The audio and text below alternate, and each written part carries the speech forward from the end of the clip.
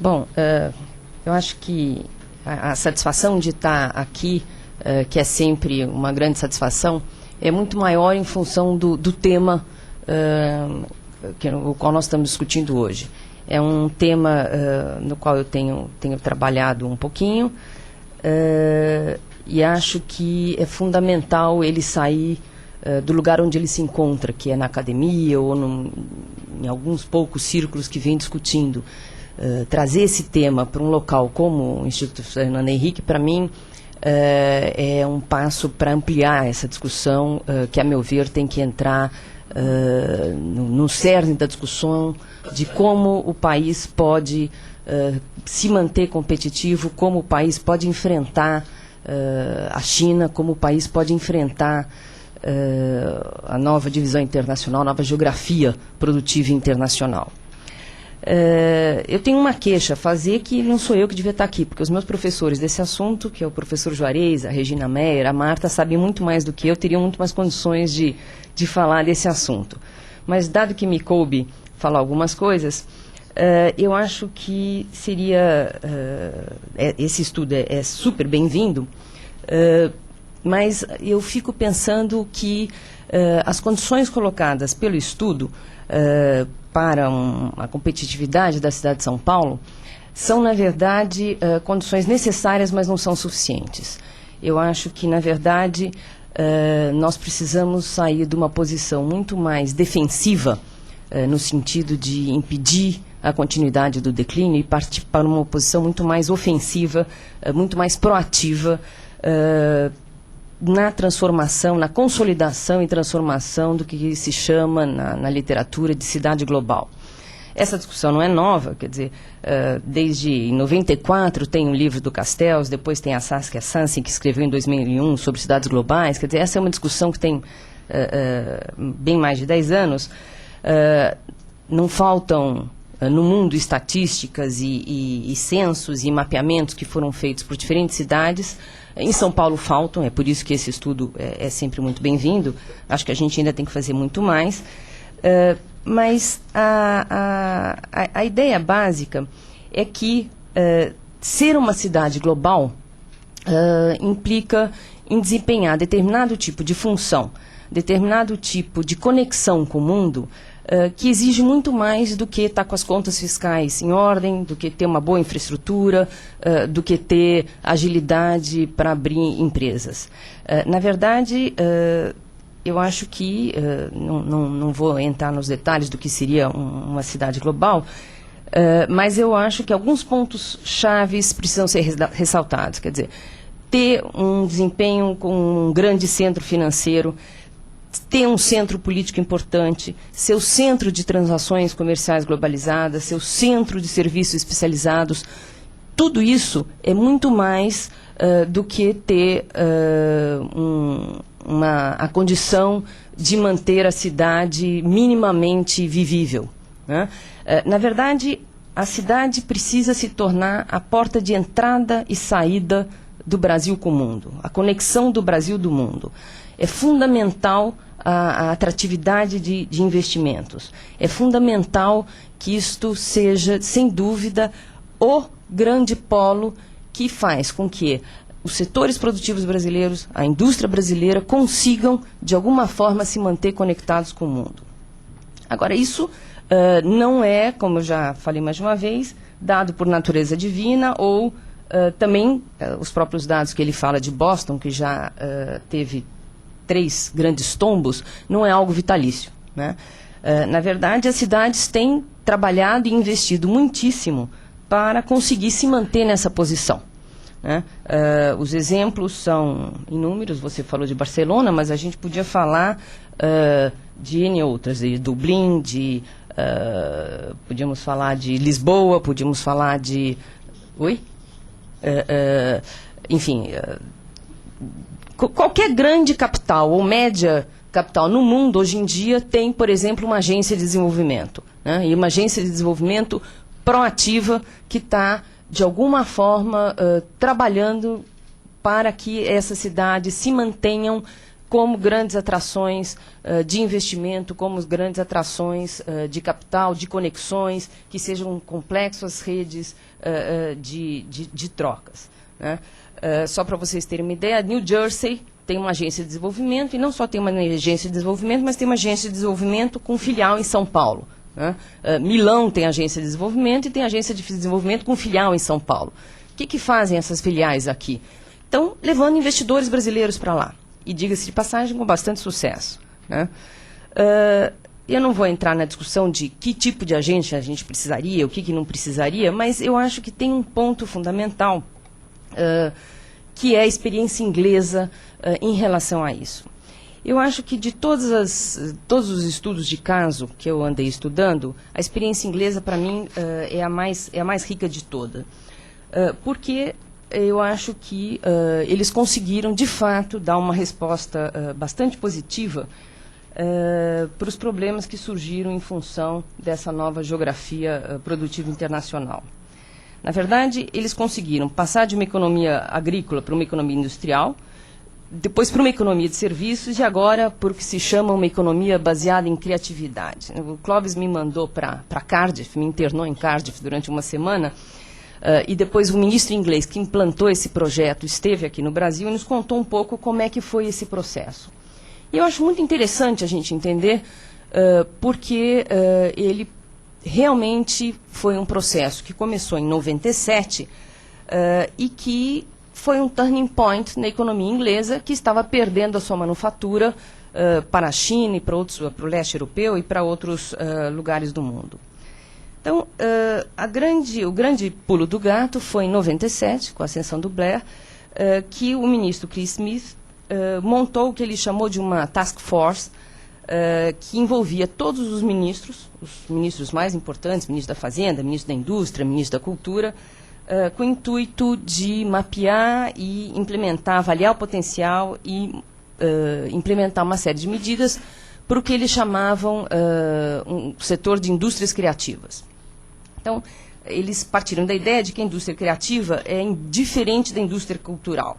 Na definição inglesa, a indústria criativa é aquela que tem na origem criatividade, habilidade e talento individual e tem potencial de criação, empregos e riqueza através de geração e exploração da propriedade intelectual. Essa definição causa um monte de debate, na UNCTAD, na ONU, em todos os lugares. No Brasil, o grande medo é que essa definição permita que as armadas inglesas roubem o DNA da jabuticaba, né?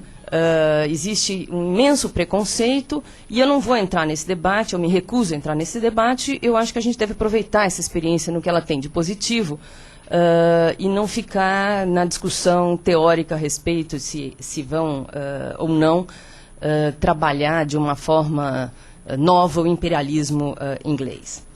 Mas, claramente, eu acho que o importante é que é um conceito que está estritamente ligado ao impacto das novas tecnologias na produção, nos mercados e nas organizações das atividades econômicas. Por que isso é muito importante?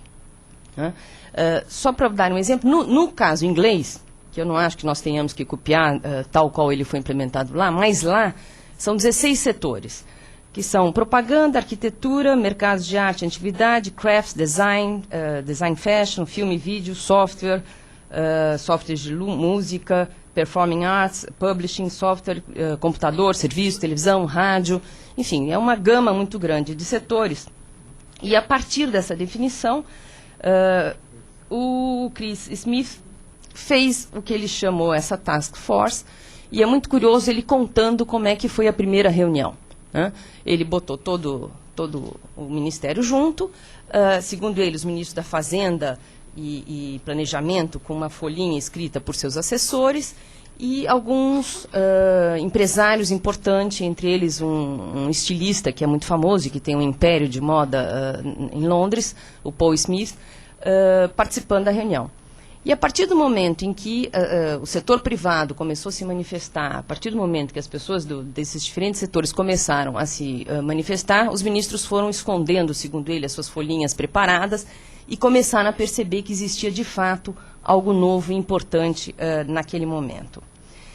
Eu acho que os dados recentes da economia do Reino Unido permitem dizer, sem a menor dúvida, de que a redução da estrutura produtiva tradicional, em decorrência da China, da Índia e de toda a mudança geográfica produtiva, foi compensada pela geração de empregos e da capacidade de exportação desse setor definido como indústria criativa. É disso que se trata. Quer dizer, ou São Paulo se pensa de uma maneira muito mais profunda como o carro-chefe de um processo que tem impacto na estrutura produtiva não só da sua cidade, mas do seu estado e do país como um todo, ou dificilmente o Brasil conseguirá se manter competitivo no mundo com as transformações nas profundidades pelas quais estamos passando. Então, no caso inglês, em 99 eles fizeram o primeiro mapeamento, em 2001 fizeram um mapeamento mais abrangente e esse setor já era 5% do PIB. Entre 97 e 2002, os empregos nas indústrias criativas cresceram 3% ao ano, enquanto no país cresceu apenas 1%. Em 2002, o setor já gerava 1.100.000 empregos diretos, mais 800 mil empregos criativos em outros setores, por exemplo, arquitetos na construção, designers na indústria manufatureira, enfim, todas as intersecções que vocês podem imaginar. Em 2002, o setor já gerava 1.100.000 empregos diretos, como eu já falei. Em 2004, foi feito um novo mapeamento. O setor passou a ser responsável por 8,2% de todo o valor adicionado bruto da economia, crescendo 8% ao ano, comparado com uma média de crescimento de 2,6% da economia como um todo. As exportações passaram a crescer 15%, enquanto as exportações da indústria de serviço cresciam só 7% e as exportações do país como um todo só 4%. Bom, hoje, qual é o retrato? Depois do mercado financeiro, é o setor que mais cresce, que mais emprega, que mais exporta. 2, em 1909 ou 1910, dependendo da estatística, já será maior do que o mercado financeiro. 3, 2009, 2010. Terceiro, Londres voltou a ser o grande centro, o grande polo internacional, não só de negócios, mas de ideias, de atração de turismo, a tal ponto que uma pesquisa recente feita pelo New York Times mostrou que não é mais Paris ou Nova York o grande centro de atração de turismo, mas hoje em dia é Londres novamente. Né? Então, o que eu acho importante é pensar em que isso significa em termos de Brasil. O que isso significa em termos de Brasil, especificamente da cidade de São Paulo.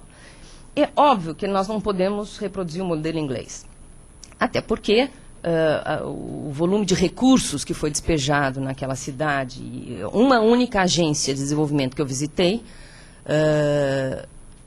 voltada especificamente para assuntos de economia criativa, tinha um budget de 400 milhões de libras por ano para distribuir sem retorno para projetos. Então, não tenho essa ilusão, sei dos limites fiscais da cidade de São Paulo, mas eu acho que existe aí, sem dúvida, lições e adaptações que a gente pode pensar para o Brasil. Primeiro de tudo, eu acho que é a questão de termos políticas muito mais proativas. Né? Termos que pensar de forma muito maior do que nós temos pensado ultimamente as questões do país.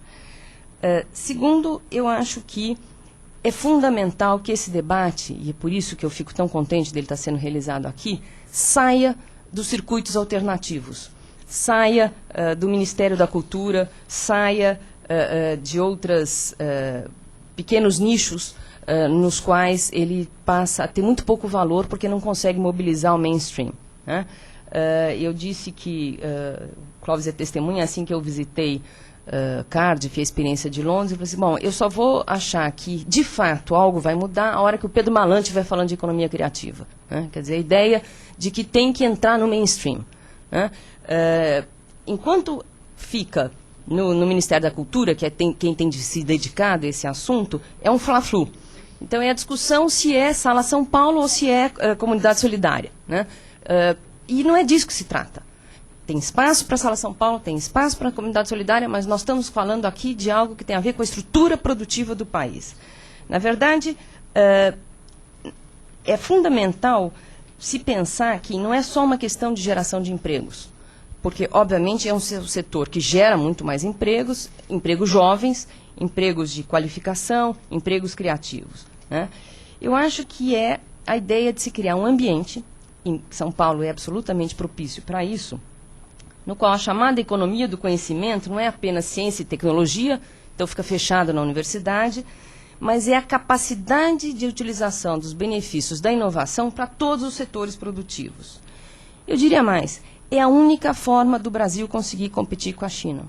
Por quê? Porque é este ambiente que vai permitir que o Brasil crie marcas, crie design, crie patentes e consiga colocar os seus produtos. E tem que ser rápido, porque a China já está fazendo isso. A China já tem 26 centros de economia criativa, vai ter um imenso seminário sobre economia criativa o ano que vem em Xangai. Quer dizer, ela vem dando upgrade nas suas cadeias produtivas, percebendo que é através de economia criativa que ela vai conseguir um maior valor agregado e manter a sua competição. Portanto, isso é condição sine qua non para que o país não só não consiga ter uma política defensiva, mas, ao contrário, tenha um retrocesso ainda maior, porque, sem dúvida, o impacto da manufatura chinesa em cima da estrutura produtiva brasileira, eu tenho alguns dados aqui, mas não dá tempo de mostrar, já se faz sentir em setores muito importantes. Na verdade, é através desse setor que se poderá criar o que se chama, hoje em dia, os ativos intangíveis, como forma de competição. Na verdade, no nosso caso, é muito mais urgente do que o caso da Inglaterra, porque a Inglaterra conseguiu fazer isso, ela substituiu o setor de manufaturas por esse setor, mas nós não podemos nos dar esse luxo. Por um motivo muito simples, porque a distribuição de renda aqui é muito pior, nós temos 180 milhões de habitantes, portanto, nós temos que também manter a manufatura. Então, a nossa opção é não só ter que manter a manufatura, como além do que ter o setor de economia criativa para que essa manufatura, mesmo a tradicional, deixe de ser tradicional. É através da economia criativa que um setor têxtil deixa de ser pensado como setor têxtil, né? Eu teria aqui uma lista de exemplos de coisas que estamos tentando fazer nesse sentido, mas um exemplo claro é o São Paulo Fashion Week, né, que é uma semana de moda na qual nós fizemos uma série de seminários discutindo esse tema. E foi extremamente interessante perceber, por exemplo, uma santista têxtil absolutamente empolgada com essa possibilidade de São Paulo se tornar um grande centro de design, de desenvolvimento de marcas e de novas inovações, contando como, através da Universidade Santista, ela, por exemplo, está usando nanotecnologia, que é a moda em termos de tecnologia de ponta, para fazer tecidos e, com isso, manter a sua capacidade de competição. Portanto, é a forma de setores tradicionais deixarem de serem tradicionais. Quer dizer, setor têxtil, usando nanotecnologia, usando design, usando inovação, usando criatividade, deixa de ser um setor tradicional e passa a ser um player com capacidade competitiva, inclusive em relação à China. A grande dúvida, e é a partir daqui que eu gostaria depois de que o nosso debate fosse feito, é porque nós estamos tão atrasados no Brasil. Por que nós não estamos conseguindo colocar esse tipo de coisa na pauta? Por que ainda a discussão toda é a discussão de fiscal e com muito pouco avanço no sentido de se criar um projeto, quer para a cidade de São Paulo, quer para o Estado e muito menos ainda para o país. Quer dizer, durante os anos 90, nós tínhamos a desculpa que nós estávamos em meio de um plano de estabilização, que o atraso, a herança aí sim maldita era muito grande e que, portanto, nós tínhamos que fazer umas tantas coisas antes de começar a pensar para frente. Só que os anos estão passando e nós continuamos patinando e não estamos conseguindo mudar a nossa agenda. Como mudar essa agenda? Do ponto de vista objetivo, a coisa na Inglaterra só funcionou e nos outros países no momento em que o projeto foi assumido como um projeto de governo e não um projeto de alguns clusters dentro do governo que acham bonito ter a Regina de consultora, mas que, na verdade, incorporam muito pouco ideias tão boas que estão aí, que existem no Brasil para serem aproveitadas. É esse o nosso desafio.